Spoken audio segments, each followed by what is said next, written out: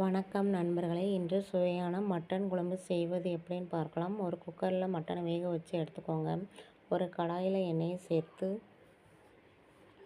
சோம்பு, பட்டை, கிராம்பு, லவங்கம், ஸ்டார் நீஸ் சேர்த்து தாளிப்பு கொடுத்துக்கோங்க. பிறகு பொடிசாக நறுக்கி வைத்த வெங்காயத்தை சேர்த்து நல்லா வதக்கி விடுங்க.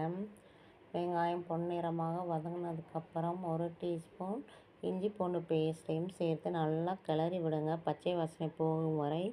பிறகு 10 சின்ன வெங்காயத்தை பேஸ்ட்டாக அரைச்சி அதையும் சேர்த்து நல்லா கிளறி விடுங்க. 2 பழுத்த தக்காளியும் பேஸ்ட்டாக அரைச்சி அதையும் மிக்ஸ் பண்ணி விடுங்க. 1 டீஸ்பூன் மிளகாய்த்தூள், 1 டீஸ்பூன் மட்டன் தூள், 2 டீஸ்பூன் குழம்பு மிளகாயின் தூளையும் சேர்த்து நல்லா கிளறி விட்டு குழம்புக்கு தேவையான அளவு உப்பையும் சேர்த்துக்கோங்க. இப்போ வேக வச்ச மட்டனையும் சேர்த்து நல்லா மிக்ஸ் பண்ணி விட்டு ஒரு 10 நிமிஷம் கொதிக்க விடுங்க. இந்த மட்டனுக்கு தேங்காய் விழுது சேர்க்கணும்னா சேர்த்துக்கோங்க, நான் சேர்த்துருக்கேன். குழம்பு நல்லா கொதித்து வந்த பிறகு மல்லித்தழை தூவி இறக்கினால் சுவையான மட்டன் குழம்பு ரெடி. கண்டிப்பாக நீங்களும் ட்ரை பண்ணி பாருங்கள் ஃப்ரெண்ட்ஸ். பாய்.